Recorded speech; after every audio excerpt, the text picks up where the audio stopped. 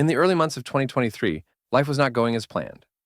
After a bitter argument with my father over something trivial that had blown completely out of proportion, I decided I needed space, a break from the chaos, and maybe even time to think things over. I didn't want to stay with friends and burden them with my problems, nor did I feel comfortable returning to my father's house after everything that had been said. As fate would have it, an opportunity arose that seemed perfect for my situation. A small cabin in the woods, rented out month to month by a man who, for reasons I later wished I had asked about, had to leave the property unexpectedly. The cabin was tucked away at the end of a secluded dirt road, nestled among a cluster of similar rustic cabins, though most of them appeared to be vacant. The moment I saw it, I was drawn to it. It was simple yet charming, with its two-story design, cozy living room, and a compact kitchen that, though small, felt just right for someone living alone. The bedroom was on the second floor, accessed by a short flight of stairs, with a quirky hatch-style door that led to it. I had never seen a bedroom door like it before, more like a trapdoor than anything, but it added to the cabin's character. There was something about the upstairs hatch that didn't sit well with me. It was a heavy, solid piece of wood that clunked shut when you closed it, but it had no lock. At night, I always made sure to close it, not because it was drafty or anything like that, but because it made me feel safer, less exposed. Something about the open hatch made me feel uneasy, as though leaving it open would invite something or someone to come in. The first month at the cabin passed uneventfully. I worked long hours and rarely had time to do much else. By the time I returned home in the evenings, I was usually too exhausted to think about anything other than eating a quick meal, taking a shower, and collapsing into bed. I had gotten into the habit of shutting the hatch door before sleeping, then lying in bed with the TV on, usually watching something light or comforting to unwind after a hard day. The other cabins nearby appeared to be vacant, or at least I thought they were. There was one cabin just down the road that looked like someone had been living in it at some point. There was furniture visible through the windows, but I never saw any lights on or cars parked outside. In a strange way, I was comforted by the isolation. I didn't have to deal with noisy neighbors or prying eyes. The peace and quiet were what I needed, or so I thought. It was around the start of the second month that things began to feel off. At first, it was just little things, like the feeling of being watched when I stepped out onto the front porch at night, or the unsettling silence that enveloped the area after sundown. Sometimes, when the wind blew through the trees, the branches would scrape against the windows, making a sound that was all too similar to fingernails dragging across glass. I brushed these feelings off as paranoia, telling myself that I was just getting used to living alone in such an isolated place. I hadn't grown up in the countryside, so the quiet was still something I was adjusting to. But then one night, something happened that I couldn't easily explain away. It had been an especially grueling day at work. I had just finished a 12-hour shift and returned to the cabin feeling completely drained. After making myself a quick dinner, I took a shower, locked the doors, and as usual, shut the hatch door to the bedroom before climbing into bed. I turned on the TV, hoping to find something lighthearted to help me wind down. I was halfway through an episode of some comedy show when I began to doze off, my eyelids growing heavier with each passing minute. That's when I heard it, a voice, clear as day, coming from downstairs. "Who's up there?" At first I thought I had imagined it. My mind, foggy from exhaustion, struggled to process what I had just heard. I muted the TV and sat up in bed, my heart hammering in my chest. Had the voice come from inside the house? Or was it outside, just beyond the walls? I couldn't be sure. The cabin was old, and it made strange noises sometimes. Creaks and groans as the wood settled, especially at night.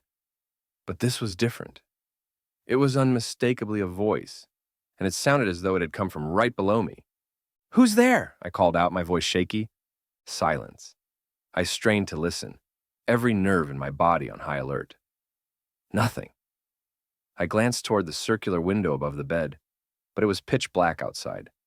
I couldn't see anything except the faint outline of trees in the distance. My mind raced with possibilities. Could it have been a passerby, a lost hiker, or my father? Maybe he had come to check on me, though we hadn't spoken much since I moved out. The idea of him tracking me down to this remote cabin seemed far-fetched, but it wasn't impossible. I climbed out of bed and, with hesitant steps, approached the hatch door. My hand hovered over the handle, my pulse quickening. Slowly, I opened the door and peered down the staircase. The living room below was cloaked in darkness, with only the faint glow from the TV casting flickering shadows across the floor. I didn't hear or see anything out of the ordinary. Mustering my courage, I descended the stairs and turned on the lights. The living room was empty, just as I had left it. I checked the front door. It was still locked. The windows were all shut. I even glanced out into the front yard, but there was no sign of anyone. Confused and unnerved, I returned to the bedroom, closed the hatch again, and crawled back into bed. I told myself it was probably my imagination playing tricks on me, or perhaps the voice had come from a distant neighbor, though the nearest cabin was at least 100 yards away. I had just started to relax again when it happened. The pounding. Loud, insistent, angry knocks coming from the other side of the hatch door. My heart nearly stopped. The sound was so forceful, it made the wood of the hatch tremble under the impact. I froze, my body paralyzed with fear. Whoever or whatever was down there was furious, and they wanted in. I could feel the vibrations of each knock reverberating through the floorboards beneath me. For a long time, I didn't move. I just sat there staring at the hatch, trying to make sense of what was happening. The knocking continued for what felt like an eternity, but in reality, it was probably only a minute or two. Then, just as suddenly as it had started, the pounding stopped. Silence returned, but it was the kind of silence that was thick with tension, as though the air itself was holding its breath, waiting for the next move. My thoughts were frantic. What should I do? Should I open the door? Should I hide? I realized with a sinking feeling that my phone wasn't on the nightstand where I usually kept it. I must have left it downstairs. If something was seriously wrong, I had no way of calling for help. Gathering every ounce of courage I had left, I opened the hatch door just a crack and peeked down the staircase. The living room was dimly lit by the flickering light from the TV, and for a moment, I saw nothing. Then, out of the corner of my eye, I caught movement. A shadow, shifting just outside the edge of the light, near the back door. Panic surged through me, and without thinking, I threw open the hatch and tiptoed down the stairs as quietly as I could. My bare feet made almost no sound on the wooden floor as I crept toward the back door. I didn't dare turn on any lights, not wanting to alert whoever or whatever was down there with me. With my heart racing, I unlocked the door and slipped outside, my feet sinking into the cold earth. The night air was frigid and the forest around me was eerily quiet. I bolted, running barefoot through the trees, toward the nearest cabin where I had occasionally seen lights on at night. My mind was racing with terror, and I didn't look back. When I reached the cabin, I pounded on the door, desperate for someone to let me in. A light flickered on inside, and I saw a man's silhouette through the window. For a brief moment, relief washed over me, until I saw the look in his eyes. He stared at me through the glass, his expression cold and unblinking. He didn't move, didn't come to the door, didn't say a word. He just watched me as though I were some kind of spectacle. Something about his gaze made my skin crawl. Was he involved? Was he the one who had been inside my cabin? My heart sank and I backed away, my sense of dread deepening with every second. I didn't wait for him to do anything. I turned and ran back to my own cabin, but not before I saw something in the distance. Just beyond the tree line, where the woods thickened and the shadows grew long, I saw someone moving, walking slowly, deliberately, into the dark forest. I raced back to the cabin. After I moved out of the cabin and returned to my dad's house, I couldn't shake the feeling that something was deeply wrong about that place. The silence in the woods, the strange knocking, the way the neighbor had looked at me, it all left me with a sense of dread that clung to me like a shadow.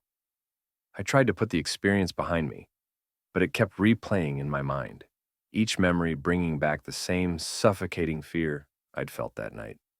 For the first few nights back at my dad's house, I found it impossible to sleep.